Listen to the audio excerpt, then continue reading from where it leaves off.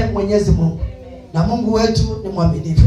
Nataka nikuahidi ama nikuhakikishie ya kwamba yeye ni mwaminifu katika kila hali, katika kila jambo. Ni Mungu mwaminifu. Amen. Bwana Yesu asifiwe. Kwa hivyo naomba Roho wa Mungu atufundishe juu ya wakati wa mateso. Amen. Injili yetu, naomba Roho wa Bwana atufundishe kuhusu wakati wa mateso. Bwana Yesu asifiwe. Kwa sababu neno la Bwana linasema kuna wakati wa kila jambo. Bwana Yesu asifiwe. Wengi hawataki kusikia hilo, wengi hawaelewi hilo, lakini nataka niambie kanisa la Bwana, kuna wakati wa kila jambo. Bwana Yesu asifiwe. Kuna wakati wa mateso, kuna wakati wa kilio, kuna wakati wa kufurahia, kuna wakati wa amani, na kuna wakati wa furaha. Amen. Na hizo zote ni nyakati Mwenyezi Mungu alizifanya mwenyewe. Amen.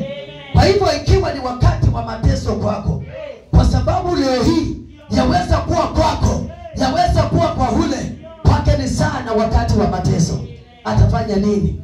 Bwana Yesu asifiwe. Jambo ni kukuambia ya kwamba sio wewe peke yako, na sio wewe unaanza, sio hii generation inaanza mateso peke yake. Bwana Yesu asifiwe. Hata wakati wa kina Daudi kulikuwa na mateso. Bwana Yesu asifiwe. Na ndiyo maana Bwana amenizungumzia kupitia kwa neno hili niweze kulifikisha kwako. Kwa hivyo fungua kitabu cha Zaburi 69. Tuanzie pale. Wakati wa mateso. Bwana Yesu asifiwe. Bwana Yesu asifiwe. Fungua kitabu ama Biblia lako katika kitabu cha Zaburi mlango wa 69, 69. Mstari wa kwanza, wa pili na wa tatu. Wale nilikuwa nao jana tuliinguzia, wanaielewa vyema, lakini ni vyema tulipate. Bwana Yesu asifiwe. Na tusome. Amen. Amen. Amen. Verse 1. Amen. For the waters are come up to my neck. I sink in deep mire, while there is no foothold. I have come into deep waters, and blood sweats over me. 3. I am weary with my cry. My throat is parched. My eyes grow dim, waiting for my God. Amen. Amen. Bwana Yesu asifiwe. Neno la Bwana linasema kwa lugha ya Kiswahili, He Mungu uniokoe, maana maji yamenifika mpaka nafsini mwangu. Mstari wa pili, ninazama katika matope mengi, pasipowezekana kusimama. Nimefika penye maji ya vilindi, mkondo wa maji unanigarikisha. Mstari wa tatu. Amen. Mstari wa tatu, nimechoka kwa kulia kwangu, koo yangu imekauka, macho yangu yamedhoofika kwa kumgoja Mungu wangu. Na Bwana abariki neno lake. Ndio ninasema kichwa cha neno letu ni wakati wa mateso. Na nataka ukumbuke ya kwamba sio kila mmoja siku hii ya leo ana furaha. Bwana Yesu asifiwe. Kuna wengi mioyo yao imejawa na mateso, imejawa na kilio, imejawa na manunguniko, imejawa na shida nyingi kwa sababu ya mambo yale wanapitia. Bwana Yesu asifiwe. Na ninataka nikwambie ya kwamba umesikia neno jinsi imesema. Sio wewe unaanza leo. Hata mtumishi wa Daudi, mtu aliyekuwa mfalme, mtu aliyekuwa mtumishi wa Bwana, ule tunatii na kufuata imani yake, kuna wakati mmoja aliweza kumwambia Bwana, Bwana, akaweza kumwambia Mwenyezi Mungu, Bwana uniokoe. Bwana Yesu asifiwe. Kwa sababu maji yamefika mpaka nafsini mwake. Bwana Yesu asifiwe. Maji aliyekuwa anayaongelea sio maji alizama ndani, sio maji ya mto, sio maji ya bahari. Bwana Yesu asifiwe. Hakutembea kwa lake ama hakutembea kwa bahari akaweza kuzama ndani. Bwana Yesu asifiwe. Lakini mambo Daudi anaongelea anayafananisha na mzamo wa maji ni majaribio, ni makusudi ya shetani, ni mateso, ni kilio, ni mahangaiko, ni dhiki, ni shida za dunia hii. Bwana Yesu asifiwe. Kwa hivyo hata ingawa yalionekana kuwa mengi, yamemfika mpaka nafsini mwake. Bwana Yesu asifiwe. Hata ingawa yalionekana kumgarigisha. Bwana Yesu asifiwe. Jambo moja aliomba Mwenyezi Mungu, uniokoe. Bwana Yesu asifiwe. Nataka niambie kanisa, sio wakati wa kumwacha Bwana kwa sababu shida zimekusonga. Kwa sababu Bwana amenituma nikuambie, amuka uangaze. Bwana Yesu asifiwe. Kuna watu wengi wamejizuilia katika imani yao, wamejizuilia katika wokovu wao, wamejizuilia katika kutenda kwao, katika kumtii Bwana, katika kumtafuta Bwana. Watu wamejizuilia kwa sababu ya mateso mengi. Watu wamejificha kwa sababu hawana vitu. Watu wamejificha kwa sababu wamefungukiwa, kwa sababu wameishiwa. Bwana Yesu asifiwe. Bwana Yesu asifiwe. Nataka niambie mtu, wakati wa mateso kama hawa ni wakati wa kuangaza. Bwana Yesu asifiwe. Ni wakati wa kuamuka uangaze. Si wakati hauna kazi, unajifungia kwa nyumba, hutaki mtu ajue, hauna hela kwa mfuko, hutaki kushiriki na wengine, hutaki kuendanisha na wengine, hutaki kumuomba Bwana, hutaki uonekane. Bwana Yesu asifiwe. Nimekuja kugundua kuna kitu tunaita depression ama wazimu nusu. Depression ni wazimu nusu kabla haijakomaa. Bwana Yesu asifiwe. Wakati wazimu haujafikia kwa kilele chake, inaitwa depression. Bwana Yesu asifiwe. Na depression kwa Kiswahili sijui kama inakuanga na jina. Bwana Yesu asifiwe. Yaani ule msongo wa mawazo. Bwana Yesu asifiwe. Sijui jina yake kwa Kiswahili ni gani, lakini nalijua kwa Kizungu na kwa Kigamba. Kwa Kigamba tunaita thingai. Bwana Yesu asifiwe. Ni ugonjwa fulani. Watu wengi hawajuangi jina lake, lakini kwetu inaitwa thingai. Yaani maana yake mtu huyu haeleweki. Inafika wakati hawezi toka mbele ya watu. Inafika wakati hawezi kuja kanisani. Inafika wakati hawezi kumuomba Bwana. Inafika wakati hawezi tembelea mwenzake. Inafika wakati anajificha tu kwa giza. Bwana Yesu asifiwe. Na hayo yote yanaletwa kwa sababu ya mahangaiko, kwa sababu ya mateso, kwa sababu ya shida za dunia. Bwana Yesu asifiwe. Nataka niambie mtu huyo, katika kitabu cha Isaia 60 neno la Bwana linasema, inuka, angaza. Bwana Yesu asifiwe. Si uendelee kudidimia, si uendelee kujificha, si uendelee kwa kulia, si uendelee kwa kuzama, si uendelee kumwacha Bwana. Ni wakati wako uamuke na uangaze. Bwana Yesu asifiwe. Kwa sababu watu wengi wakati shida zimewazomba wanakaa peke yao. Unapata ule mtu ana upweke, unapata ule mtu anasema, ni heri nikae kwangu, nisipeleke shida zangu kwa jirani yangu. Bwana Yesu asifiwe. Unapata mtu anakufa kipeke yake. Watu shida ziko. Mimi kuna wakati nilikuwa na shida, lakini sikukaa peke yangu, sikuruhusu hilo. Bwana Yesu asifiwe. Wacha niambie mtu aliye mahali hapa, wakati wewe unasikia ni mgumu, wakati wengine wamekudhiaki, wakati wengine wamekudhurumu, wakati wengine wamekutesa, wakati dunia imekukataa, unajaribu kupeleka hata nyanya kwa soko, inaoza bila mnunuzi. Bwana Yesu asifiwe.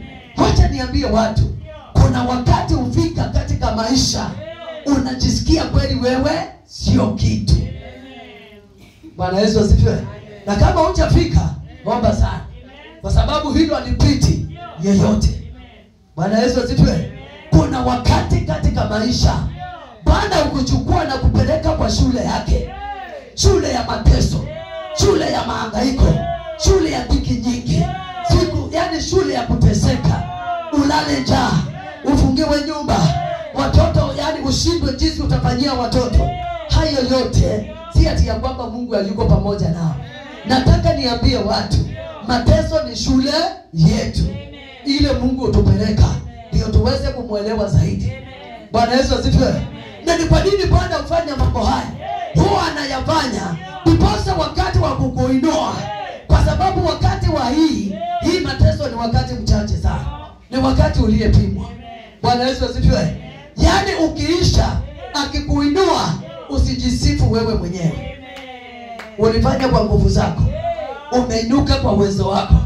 Umeinuka kwa msaada wako.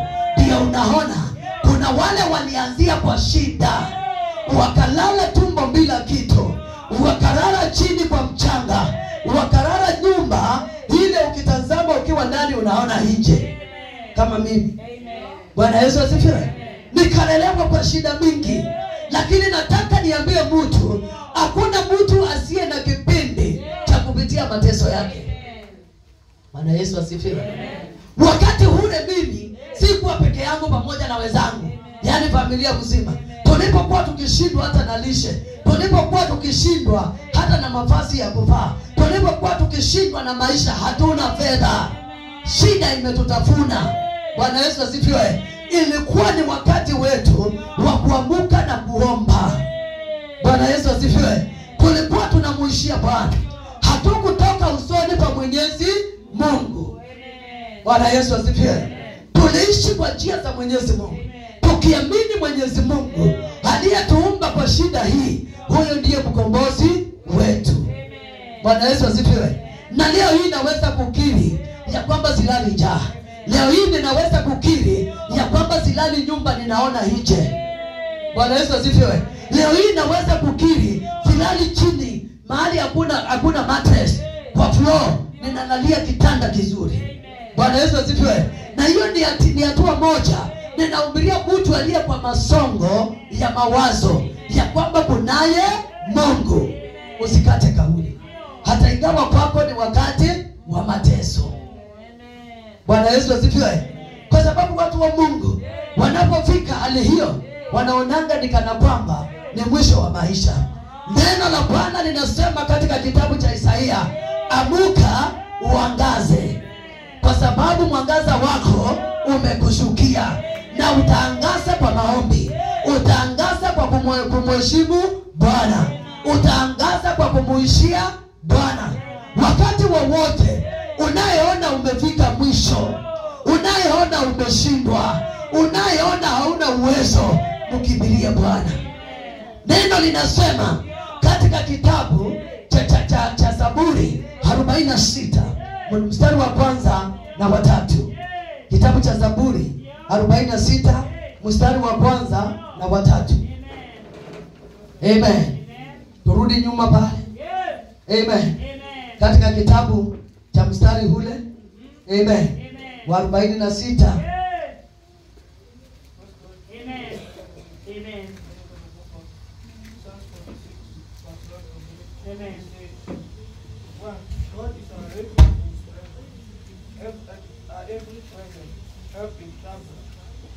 Therefore, you will not fear those they are to the change.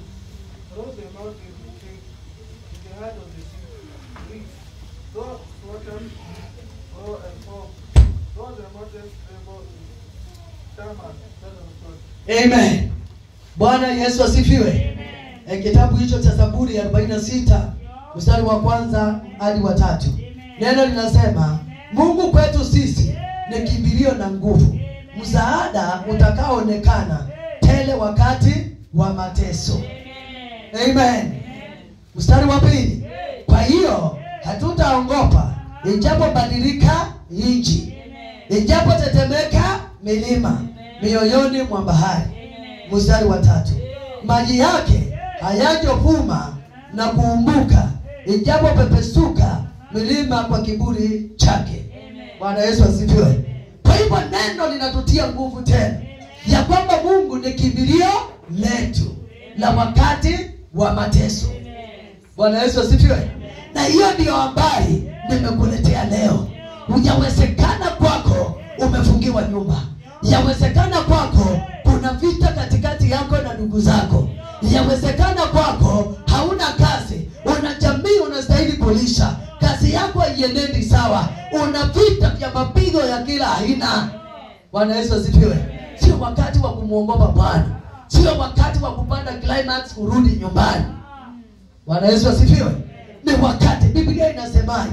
Wakati huo unaona kwako mambo hayaendi sawa, mambo hayaafikiani, mambo hayatupembeleshi, mambo hayatufurahii, ni wakati wa kumkimbilia Bwana. Bwana Yesu asifiwe. Kwa sababu neno linatuambia Mungu kwetu ni kimbilio wakati wa mateso. Bwana Yesu asifiwe. Na tena tusiongope milima isipofanya nini? Pepesuka. Bwana Yesu asifiwe. Tusiongope chochote kama nje haijafanya nini? Kama nje haijafanya nini? Tumeambiwa tusiongope kama nje haijafanya nini? Kama nchi haijabadilika. Nchi hii ni ile tumezaliwa ndani. Nchi hii tuliipata ikiwa jinsi ilivyo. Bwana Yesu asifiwe. So tutaogopa nini? Bwana Yesu asifiwe. Neno la Bwana linasema Bwana ni ngome yetu na ni kimbilio letu wakati wa mateso. Bwana Yesu asifiwe. Bwana Yesu asifiwe. Kwa hivyo ninataka niambie mtu, badala ya kusimia katika imani, badala ya kusimia katika maisha haya, neno la Bwana linasema tutafute ufalme wa mbingu. Bwana Yesu asifiwe. Kitabu cha Mathayo 6 mstari wa 33. Naenda kwa haraka. Amen. Kitabu cha Mathayo 6 mstari wa 33. Bwana Yesu asifiwe.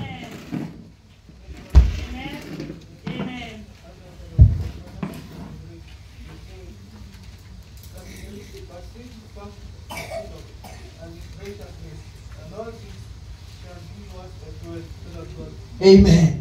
Bwana Yesu asifiwe. Bwana Yesu asifiwe. Bwana Yesu asifiwe. Neno la Bwana limesema tukautafute uso wa Mwenyezi Mungu na tutaupata. Ama vyote vile tunahitaji tutazipata. Bwana Yesu asifiwe. So hatupai kukimbia ama kujificha ama kujinyonga ama kujiteza ama kudhurumika kwa sababu ya mateso tunayoyaishi. Bwana Yesu asifiwe. Tumeahidiwa Mungu kwetu ni kimbilio katika kitabu cha Zaburi 46. Kwa hivyo mtu aliyefika mwisho, mawazo yamemsonga, maisha yamemsonga, soma kitabu hicho cha Zaburi 46 mstari wa kwanza kuenda chini. Ujue ya kwamba unaye aliye ngome, unaye mfariji, unaye Mungu anayekujali. Bwana Yesu asifiwe. Si wakati wa kukata kauli, si wakati wa kukata tamaa. Kwa sababu tumesikia katika kitabu hicho cha Mwanzo jinsi cha Mathayo. Bwana Yesu asifiwe. Katika kitabu hiki cha Mathayo mstari 1:33 tumesikia neno likisema, bali utafuteni kwanza ufalme wake na haki yake, na hiyo yote mtazidishiwa. Amen. Neno linahimiza wakati huo unasikia mateso yakiwa mengi, utafute uso wa Bwana. Sasa Daudi naye akatuambia tumkimbilie Mungu. Tunamkimbilia kufanya nini? Kuutafuta ufalme wa Mungu. Bwana Yesu asifiwe. Ufalme wa Mungu ni kumuinua, ni kumuishia, kuweka shida zako kando, kuweka mambo hayo yote kando, na utamuona akiwa mwaminifu. Bwana Yesu asifiwe.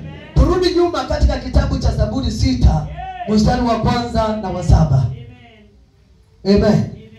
Kitabu cha Zaburi 6 mstari wa kwanza na wa 6. Mlango wa 6 mstari wa kwanza hadi wa 7.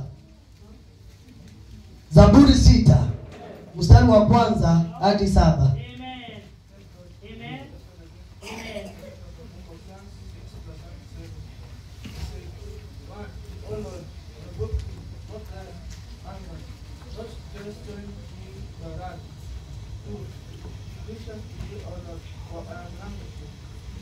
Oh Lord, give me for my bones are troubled. 3. My soul is sorely troubled. But thou, Lord, how long? 4. Oh Lord, save my life. Deliver me for the sake of thy steadfast love. 5.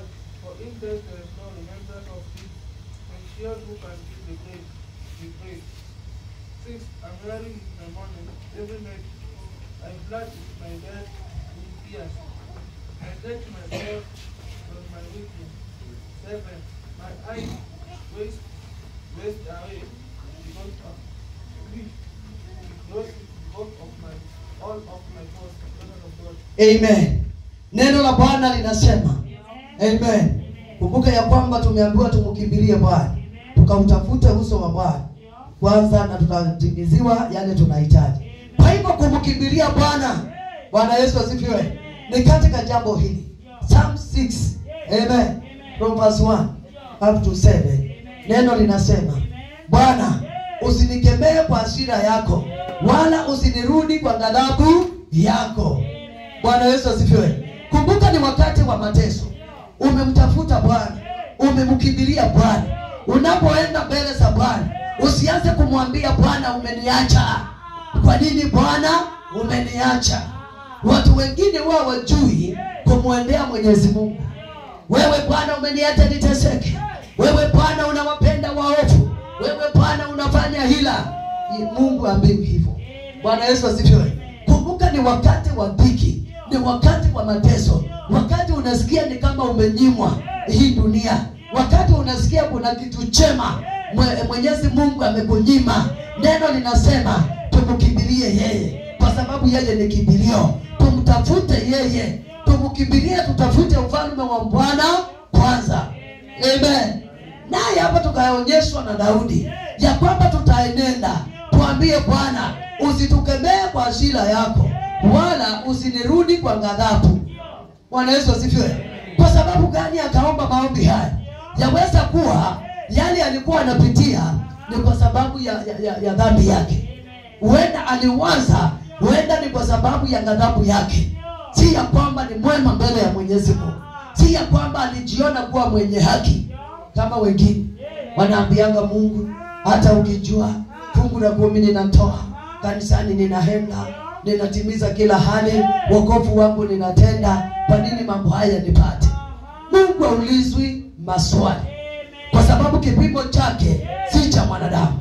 Wengi watakimbia na ghadhabu, wengi watakimbia na manunguniko, wengi watakimbia na machozi mengi, lakini Daudi anatuambia, Bwana usinikemee. Enda mbele ya Mwenyezi Mungu, usinikemee kwa hasira, wala usinikemee kwa hasira yako, wala usinirudi kwa ghadhabu. Kwa sababu kuna maombi unaweza omba ikakurudi na ghadhabu, ukakosa haki mbele ya Bwana. Kile ulikuwa unaomba kikakutendekea wewe. Amen.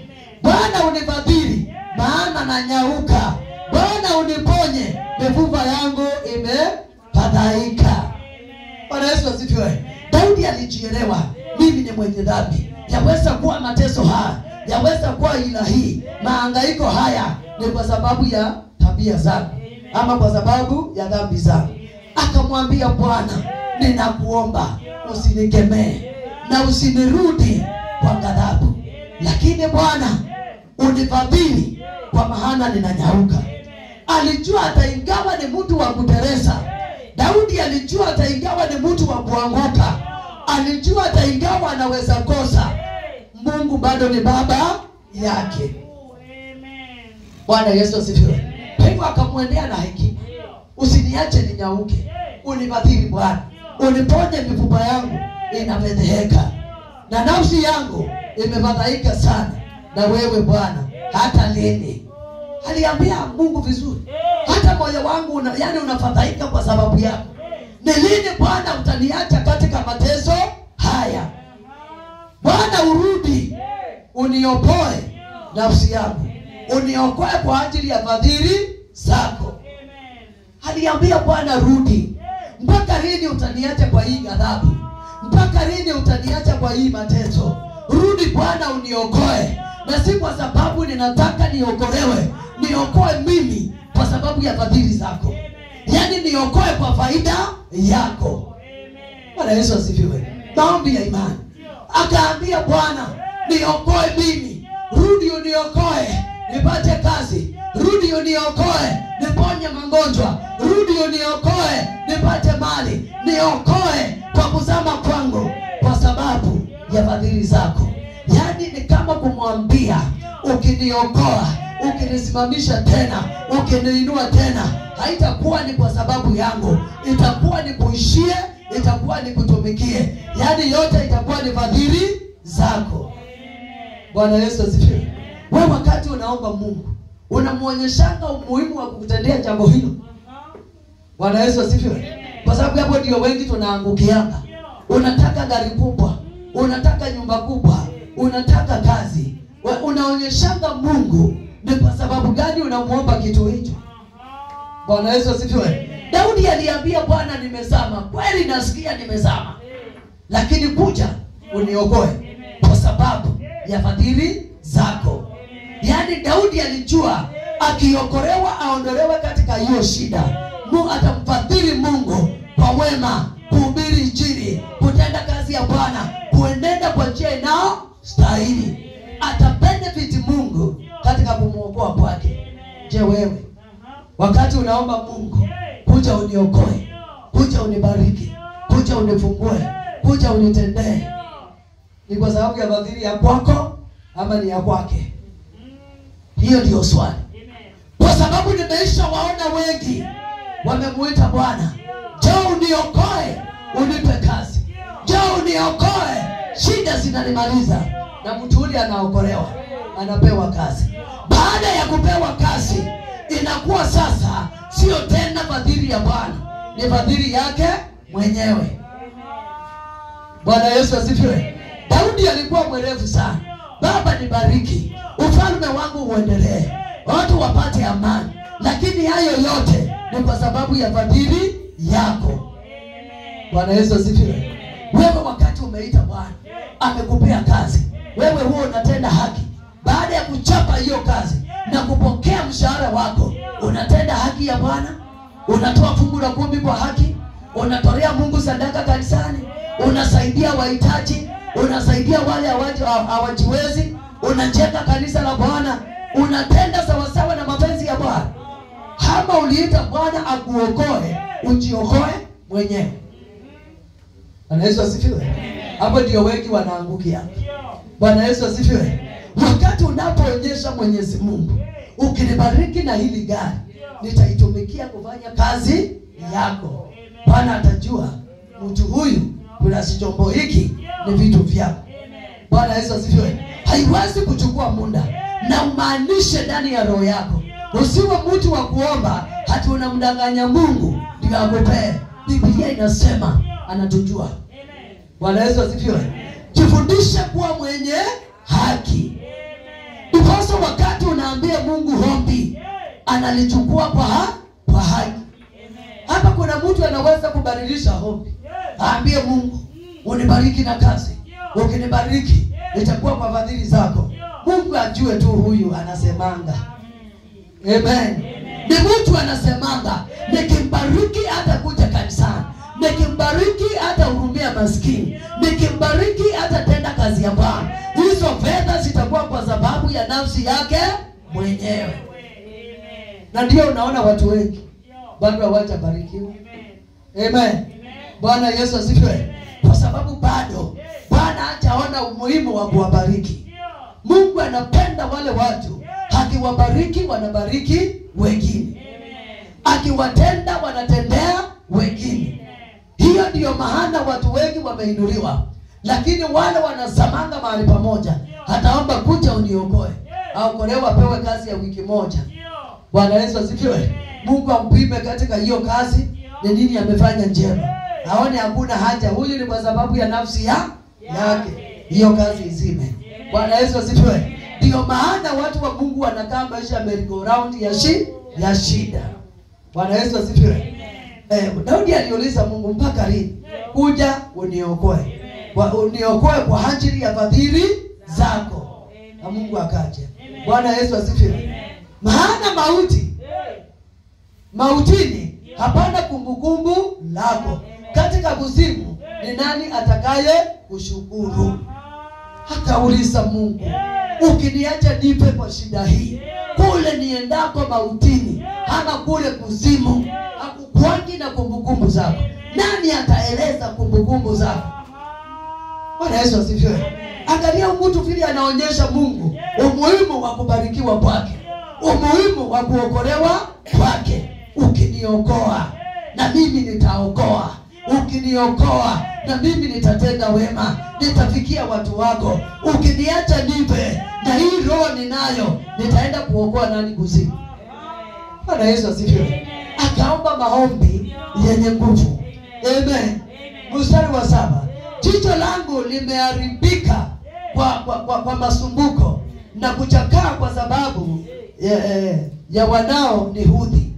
Aliambia Bwana moyo wake kila kitu. Kuna wale walikuwa wamemuhudhi, wamemdhihaki, wamemsengenya, wamemnenea uongo, wamekosa nafsi yake. Akaambia Bwana, haya yote yako pamoja nami. Na yote yalikuwa mateso. Amen. Ondokeni kwangu nyinyi nyote mtendaye uovu, kwa kuwa Bwana ameisikia sauti ya kilio changu. Akakiri, akaambia dhambi zake, ondokeni nyinyi jeshi mnaishi ndani yangu, kwa sababu Bwana amesikia kilio changu. Kama unataka kuinuliwa, kama unataka kuendelea, kama unataka kubarikiwa, kama unataka mateso ya kuishe, ni wakati usimame uombe kama Daudi. Uonyeshe Mungu maana ya wokovu wako. Anakuokoa kwa sababu gani? Bwana Yesu asifiwe. Ule wokovu anakuokoa kwa sababu gani? Kwa sababu Mungu hapendi mtu anajipenda mwenyewe. Umwambie sababu za wokovu wako. Nitaokoa wengine, nitang'ang'ana juu chini nikuishie, nikupendeze wewe na nifikishe wengine katika ufalme wako. Bwana Yesu asifiwe. Bwana Yesu asifiwe. Kwa hivyo Daudi akajua ameomba maombi mazuri, akasimama akaambia, nyinyi waovu wote ondokeni kwangu. Hiyo ni toba sasa.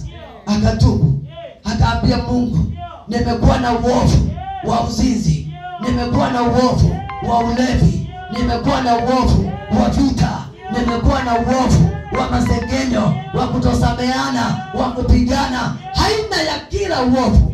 Akaambia uovu, wewe ninakujua, unakaanga ndani yangu, ondoka sasa, kwa sababu Mungu amesikia dua zangu. Sasa ninaenda kumuishia, ninaenda kuwa mwana wake, ninaenda kuinua watu wake, ninaenda kutenda kilicho chema. Bwana Yesu asifiwe. Wewe una lipi la kumwahidi Bwana baada ya kuokolewa kwako, baada ya maombi yako kusikika? Ni wengine wanakuja wanaomba, wanarudia dhambi zao. Unaomba tu, wanarudia ile dhambi. Unaomba, unarudia ule uovu. Bwana Yesu asifiwe. Au kemei yale madhambi. Amen. Bwana Yesu asifiwe. Kwa hivyo Daudi akasema, Bwana amesikia dua yangu, Bwana atayakabili maombi yangu. Na mstari wa mwisho wa 10, adui zangu wote wataibika na kufadhaika, watarudi nyuma kwa ghafla, wataibika. Amen. Alijua Mungu akimpokea. Wale ni maadui, wale waletae mateso. Sasa hapo ndio alisimama, akapiga wachawi, akapiga waganga, akawapiga watesi, akapiga wanayemdhihaki. Akasema, ninajua Bwana, maadui wangu wote watabebeheka. Bwana Yesu asifiwe. Kwa hivyo ninajua ni wakati wa mateso. Ninajua watu wengi wameteseka, na kila mmoja ana teso ama ana dharau linalodharauisha moyo wake. So ni wakati wa kusimama kama Daudi. Bwana Yesu asifiwe. Tukijua ametuahidi, tumkimbilie yeye.